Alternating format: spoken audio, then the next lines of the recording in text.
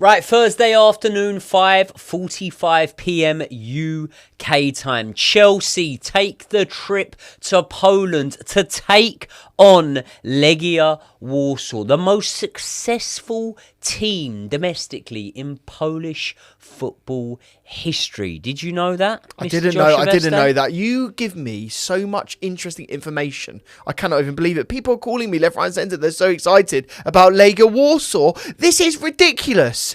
Mate, you educate me in so many ways. You teach me how to punch. Yep. You teach me how to love. And you teach me, most importantly, about football. There I you just go. want to say thank you. There you I go. just And want to he's say... not. Yeah. Are you excited for Thursday night football to be back at Stamford Bridge? We're not even at Stamford Bridge this weekend. No. This week. We're not. But No, we'll be back there. Will you be at that game? No. Oh, but the Balti Pies will be there in your honour. I've got tickets. I've got 2 tickets to that game, but now with the whole fight being pushed back and whatnot, For I don't know fuck's whether I'm sake. going to be able to even You go. would have been 10 pints deep. I'd have been more than 10. I'd have been 12 to 13 Would you singers have deep. remembered, when you go to these games and you have 10 pints, Yep. do you remember the game afterwards? No. By the way... I remember the first half. Yeah. By the way, for anyone that does go to Stamford Bridge, let us know in the comments if you can go to the game without drinking, because you can't, Joey. No. You can't go to Stamford Bridge without a pint. No. If I said to you the other day, and you were on, like, say, antibiotics, I said, look, please come with me to the match. I've got a spare ticket. You're more than welcome to come. You just say, no, I can't. What if I was on antibiotics? If I was on antibiotics, I'd just come and drink. Have you done that? Yeah. Oh, it's very frowned upon, Joey. No, You shouldn't do that. People go, oh, you can't drink on antibiotics. You can. You just pass probably out. Just get more drunk. Your liver will If be fucked. anything, you'll save money. Drink on antibiotics. So that is not medical advice for anyone asking, but you will save yourself some money. If I said to you, right, Josh, we're going to walk across the road into that pub and everyone is going to know you, and whether you're feeling down in the dumps or not, they're going to want you to be the big dog that you see on screen right now, and that pub is going to be full, and everyone, whatever... If you've never drunk, so you don't know about Dutch courage. But if you had drunk and you did know about Dutch courage, you'd be the same as me. Can you just get in my mind for a second? I know you love to do this exercise where you just like to sort of impersonate me. You're 19 years old. You're going to university. You're in Freshers Week. You're surrounded by people getting absolutely tacked up. You've got to meet people for the first time. You're in a crowded environment. You've got none of your mates around you. What do? How do you get in the zone? You can't drink because I don't drink. What's your plan? I can't relate. Like 19 years old, that was a decade after I'd first fucking drunk. Yeah. You know what I mean? What would you have done though? How would you have got into it? Right. You would have made a friend. Should we be completely honest straight away? Firstly, there's fuck all chance any university is ever taking me on, right? There's no university that other than the University of Life. The University of Life, I cracked it. I was actually the initiating student. But there's fuck all university that's taking me on, mate. So there you go. We can scrap that straight away. Secondly, I'd have probably got hammered. I'd have probably just got drunk and got to know people and whatever. And I'm actually all right in social environments, even when I'm not drunk and that. Like, you've seen when we go Saudi and stuff. I'm all right. Like, I'm all right. You're fine. Dealing, I think you're just meeting, in your own greeting, head. stuff like that. Yeah. But... Shall I tell you a funny story then, very quickly for the audience? This is Chelsea, technically related. In my first night of Freshers when I was at Loughborough, that was the university I went to. For anyone that wants to meet a young lady, don't go to Loughborough because it's full of blokes. Full of blokes. I went down with a full bottle of Evian water, and I said to everyone that it was vodka. Really? Because that was the only way that I could sort of pretend that I was a real functioning male. Way. So I literally went down and I said, yeah, I'm on the voddy. What? And you were going to drink a full Evian bottle? I by the way, I'll do an impersonation of what I did now. This is also my Evian, not sponsored. I went like this. I went, fucking hell, that's strong. Oh, no. So bad. I'm the one that's drinking, like, coloured little sort of potions and stuff and making out to people they ain't got alcohol in. Yeah. There you go. So I did pretend that, and I also did for one of the first and only times have a WKD. I actually did have a WKD that it touched my lips. So you have drunk. And then I went, no, it's not for me. Yeah. So there you go. Bit of a weird one. So Legia Warsaw, 5th in the Polish table, which means by their standard, they're not doing very well this season. Double the amount of losses this season as league leaders. Obviously, notoriously covered on this channel before the Polish team of Rakał Zakawa. Do you know what? Your pronunciation, again, mate, is just exemplary. Yeah. I've never known anyone that can speak as many languages as you. You speak Polish, you speak French, German, Spanish, Italian. The language of love. There you go. Language of love is one I definitely speak. They're not doing very well. Where did they finish? I'm just having a look at where they finished in the actual in the group stage. They finished 7th, didn't they? 4 wins, 2 losses. Where did we finish first? Have a guess, Joey. First. Yes. Who finished second? Would you like to have a guess? Fiorentina finished 3rd. Oh, Real Betis. Real Betis finished. Let me just scroll down to 15th. Who finished second? Who was just knocked out? You're not gonna get it. Oh. Portuguese team. Oh, they're actually in it. Oh God, I don't know. Tell me. Vitória. Vitória. Oh, okay. We usually like a Victoria instead of Victoria. No, any Victorias? Domestically, Legia Warsaw. And listen, this is all I'm just reading this off screen. You could do this. Don't know why people are even watching me at this point. Domestically, they are scoring goals for fun. They're the league's top joint scorers. Yeah. But they're just bit more leaky down the other end. That's where the... Is that where the problem lies? That's where the problem hinders, yeah. To be fair, mate, it's a common problem for us all, isn't it? Yeah. They've had all season, they've had the runs. I've turned 30, Joey. Yeah. That have been... That's been the issue. I've turned 30 and I've had to buy some new underwear. There you go. Wait for Christmas. The absorbent kind. We should be getting a win away from home. We fucking should. Boys, shouldn't we? Now, obviously, anyone that watched the last episode, we spoke about the... Could be a fact, could be a presumption that Enzo Maresca had rested legs for this match and therefore is taking the Conference League quite seriously. Now, would it surprise you to not see the likes of a Cole Palmer or a Nicholas Jackson start in this game, bearing in mind that they were rested for the game, which I believe is more important, against Brentford in the league on the weekend? Have you not heard of the B team, Joey? Have we not seen the B team in all its glory? We did see the B team. We did see the B team. This B team's got some of your favourite players in it. Kieran Dewsbury-Hall. Love him. Dewsbury-Hall, Renato Vega, João Felix, Mark Hughes, Jorgensen, McCullum Mudryk. You know, we had some good players in that B team. Fuck all of them available to play for us right now. So I think the B team's evaporated. We got Christopher Nkunku, who's got a good goal return or goals and assist return in this tournament. The literal fact of why stats can be deceiving because the man's rubbish. Anything else to talk about the B team? I think it might be a chance for some youngsters to play, which is quite exciting. We do love to see some Cobham graduates play in this game. I think that's a possibility. I think there'll be a likelihood. One or two that probably do get the opportunity to play in this match. And let's be honest, should be getting the opportunity to play in this match. Speaking of academy graduates, did you see the under-21s game against Aston Villa the other day, which was at Stamford Bridge? No. Do you know who scored in that game? Shimeuka, who looks absolutely exceptional. Looked electric. Of B teams, by the way, while we go back to it, do you know who scored for Dortmund the other day? Carney Chukwuemeka, who's probably going to go on and end up being world class. He was also in the team of the week for the Bundesliga. Yeah, there you go. Hasn't started many games at Dortmund, though, unfortunately. They don't often when they first go in, and then they start, and then they start going. We should get at least 40 million for Carney, I think. Not bothered. Would rather have him. Yeah. We paid what do we pay? 35 for Keenan Dewsbury-Hall. Yes. You'd rather have Keenan Dewsbury-Hall than Carney Chukwuemeka? No, I'd rather have Carney for sure.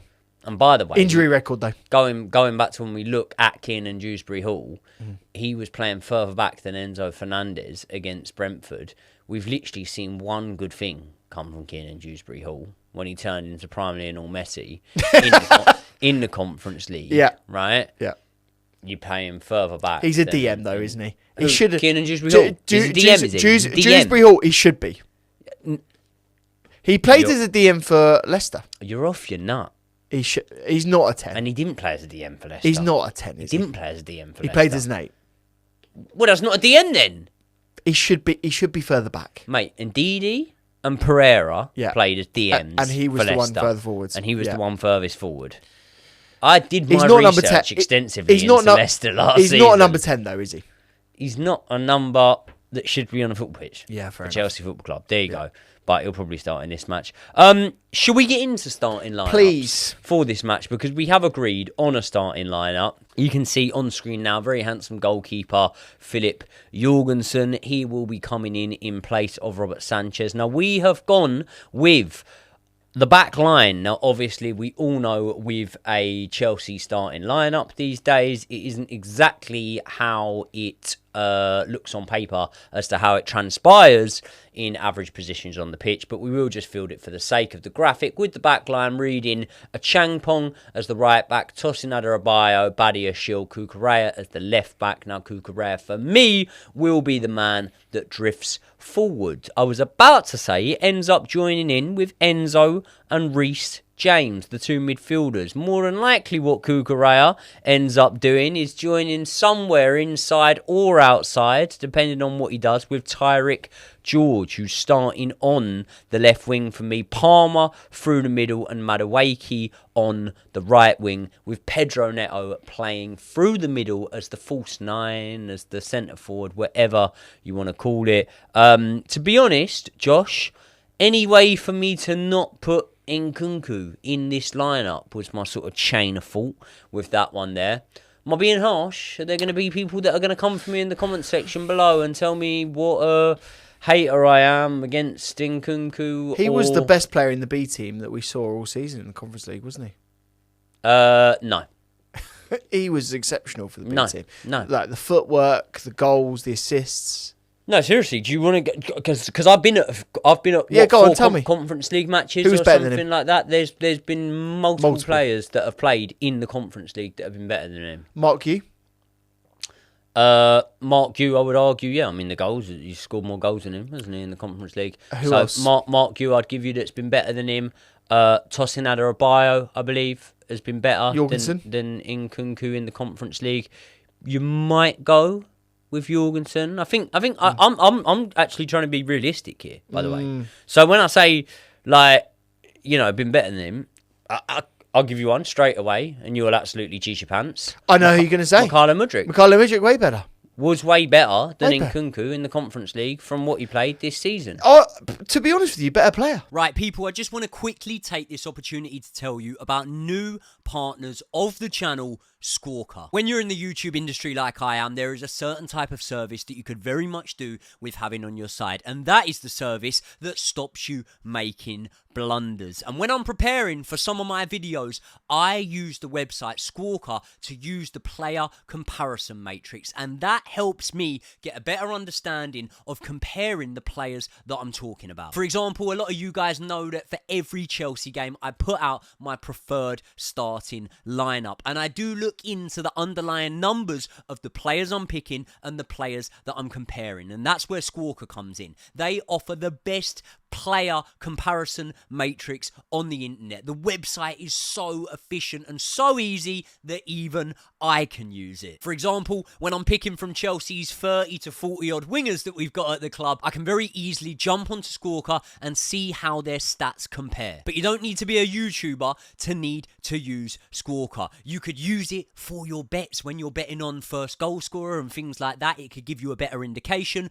Or you could just use it to look like a genius down the pub, and we all like to do that, don't we? So thank you very much to Squawka for not only helping me prepare for my videos, but also partnering up with the channel. So help support me by supporting the guys that support the channel in Squawka. They are linked in the description for this video. Let's get back into it. Probably is. Probably. Would I play him instead of Nkunku yes. right now? Yeah. On the left wing, absolutely. There you go. Absolutely. There you Miss go. him. And there's been guys that haven't been as consistent of features. So obviously, like, when you go B team, yeah, you obviously go Kiernan Dewsbury-Hall. You obviously go Nkunku. You obviously go Jorgensen. Yeah. But there's been guys that I've seen produce magic in the Conference League, like a Noni Madueke and like a Pedro Neto, but we just can't say them because they're not part of the official B team.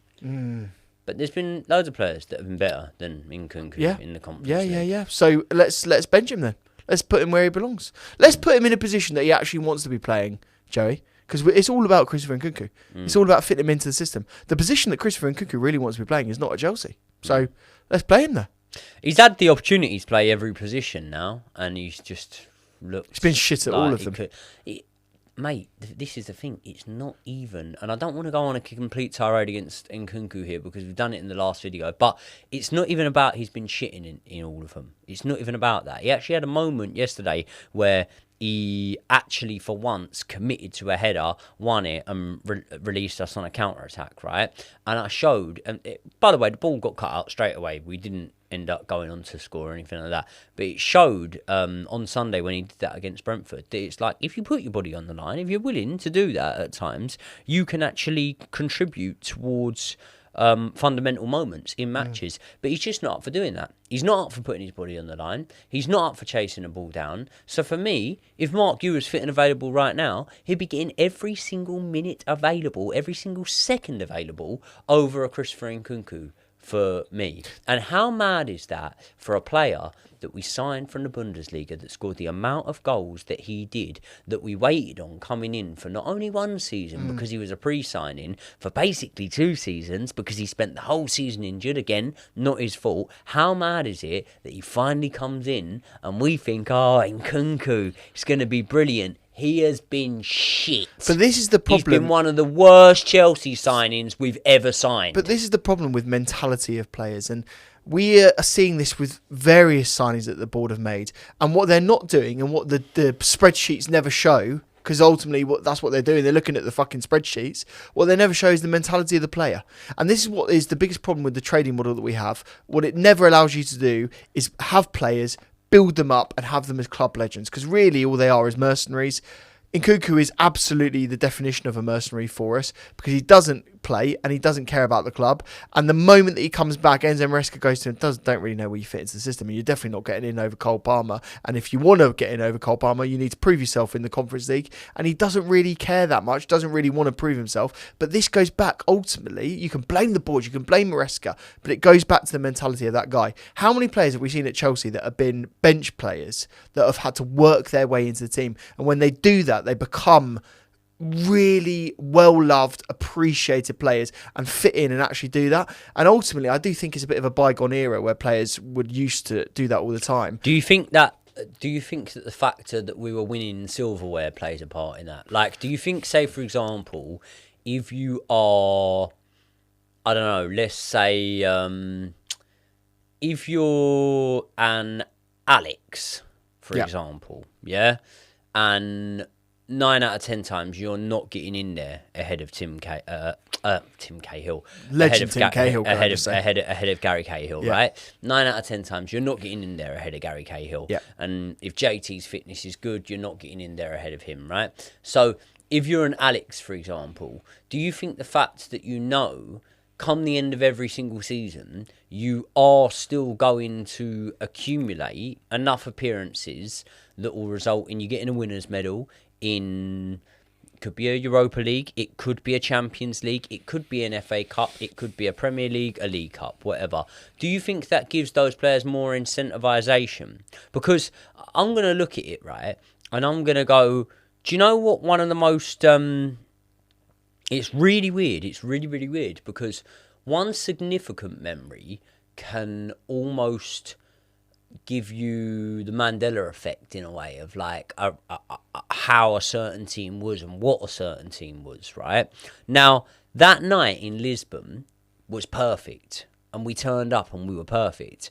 But that team as a whole was a hugely frustrating Chelsea team. Massively so. For me. Like, the likes of Hakim Ziyech, who we brought in off the back of looking amazing for Ajax, and we thought he was going to do wonders. The likes of a Pulisic coming in from the Bundesliga, and not only coming in, being rampant in the Bundesliga, being young and being maybe that explosive flair that had just been left from Eden Hazard, you know. If you look at Kai Havertz's scoring record, Timo Werner's scoring record, unbelievable in the Bundesliga. You know, we'd come off the back of that transfer ban, so there was obviously so much optimism. A lot of that team then relied on Reece James and Ben Chilwell, and then as soon as you took them out of the team, all of a sudden the team didn't function that well, and I understand that. But do you think that sometimes one good memory like the Champions League win can paint over a picture? Because what I'm saying is, I used to feel a lot of frustration, right, with the likes of Pulisic or Ziyech sometimes when they would come off the bench, and I'd feel frustration in terms of their contribution towards the match. However, at the same time, they were still coming off the bench and contributing in some way to a team that were usually finishing third or fourth, yeah, and not only that, I'd feel nowhere near as much frustration as I do to when I see, for example, Nkunku having some of his run-outs. I don't think this is a fair point to make, because let's just take other teams in the Premier League right now that are never going to win anything, like Fulham, right? They've got a striker in Muniz that sits on the bench, or did sit on the bench last season, behind Jimenez, and was never getting a chance, and you know, he'd come on here and there and get the joke minutes, and he wouldn't even have the benefit of playing in a European competition, and he'd often have to wait for, you know, the cup competitions, right, the domestic cup competitions. He comes in and has a really good run, and he ends up claiming the starting place as his own, and he has the drive and the determination to go and do that. There are countless other players that have done this up and down the Premier League, and so what is different between playing for Fulham and playing for Chelsea? Chelsea should be aspiring to be more, and you should be wanting to be part of a really good squad, because we have the potential to be right up there and to potentially win trophies. We are potentially going to win the Conference League this year. Like, that's a trophy, European trophy, that's still worth winning, isn't it? And we have the chance to be winning FA Cups and, you know, and domestic Club trophies World Cup as well. still this exactly. Season. So I personally think it's a real character flaw on him if he doesn't care. Now, the only caveat that I would say to this is, the club has messed him around. And the club have messed him around not just in the last 12 months, but really even more recently in January, where they have said, you are more than welcome to go to Bayern Munich. If they put in a good bids, you'll be gone. And the thing is, nothing materialised, and he's down tools, which I think is a real shame. But the board can't for 1 second be saying, yeah, very happy to see you go, push you out, you know, absolutely, you know, you're gone. And then another second be like, right, now you've got to put in your 110%. So I feel a degree of sympathy for Christopher Nkunku, absolutely. But there's also the professionalism there. And I think there are countless other Premier League footballers that would be delighted to be in an Nkunku position and would put 110% in. And I just, as a fan now, I just don't feel like he is putting in 110%. And I think that is the biggest indictment of him that we can say as Chelsea fans, isn't it? Yeah, I think so. I think it's very clear to see when he's on the pitch. No doubt, though, he will start this game in particular. What do we think on this game? Do you think it will be a tough assignment? Do you think that Legia Warsaw will be bang up for it, knowing that, obviously, look, I said that they were the most successful club in Polish history. There's not that much to go on. I looked at some of their biggest fixtures. They played the likes of Real Madrid and teams like that. People, let me know in the comments, who have Legia Warsaw beat? I'm not sure if I'm being completely But this is a classic thing that we do, though, as Chelsea fans. We underestimate some of our opponents sometimes, and they could, especially at their ground, early kickoff. I don't feel like we do it in the league and it comes like I don't feel like we do it in the Conference League and it comes back to bite us in the arse. Like, we say this in every single match preview so far, and realistically, we've been held once, and in a match that kind of meant nothing, like the Servette game, it kind of meant nothing. Do you know what I mean? Yeah. Copenhagen gave us a tough game, didn't they? Yeah, but what I'm saying is, that Servette game, that's the only one we've lost. Yeah. Not about a tough game. The only one we've lost is the Servette game, The Servette game, it meant nothing in terms of, like, qualifying. That was a qualifier. Yeah. right? Yeah. So had we not qualified, I really don't think that the board or anyone would have cared. No. I think it would have done us a favour. Would have done us a favour, to be fair, because we wouldn't have been playing these Thursday, Sundays, and you know, I think sometimes when the teams around you have already won and then you've got to play on the Sunday, it's like, you know, you're not getting a leg up here. You're just playing catch up all the time, every single weekend, and it can hinder your performances. So I think in terms of games that actually matter, we do keep going, oh, we could underestimate them, we could underestimate them. Yeah, we could underestimate them, that we might not stick fucking 4 goals past them, but we should be winning this game just a comfortable 2-0 either way, shouldn't we? We should be. Yeah. But does that mean it's going to happen? We should have beaten Brentford. You know, we should have beaten Ipswich. Should have beaten loads of teams this season. So I don't think you can count. Any victories. I mean, I'm not going to give away my score prediction now, but this could be a draw. Easily. Really? Depends on the team sheet, mate. We know our B team are absolute dog shit. Our squad is not good. First 11 is brilliant. First 11 is really good, but yeah, some of the B team not strong at all. But I think to caveat that though, the starting 11 that we put out in this one, I actually quite like. But Enzo Maresca pick that team. Yeah, maybe. I don't think Enzo Maresca will. I think he'll definitely start Nkunku in this one. Yep. Not sure. I think that maybe Cole Palmer might see the first sort of hour or so of the game in this one, but who knows? I don't know. I don't think Cole Palmer without Nicholas Jackson there is up to all that much. It'd be nice for him to get a goal though, wouldn't it? Because he's been on a bit of a dry spell. Day. Yeah. Go on, let's have a score prediction from you. Okay, I'm going to go for a very tight 1-0 victory. I think we score late in this game. I think this is going to be one of those ones that there's just nothing happens. It will be an Enzo Maresca first half. Might bring on some of the big guns in the second. I could see a really boring first half. Yeah. And then I could see a 2-0 Chelsea win. Okay. Or 2-0 Chelsea win, sorry, I should say. Yeah, I may be live for it. I may not be live for it. I ain't got a fucking clue what's going on with my life at the minute. So keep an eye on my social media. And if I'm live for the game, I'll post it out off of there. If not, there'll be a post-match review after the game that evening, but I will try and do a live stream before the game, so keep an eye out. I just can't promise you anything. Yeah, people, see you in the next one.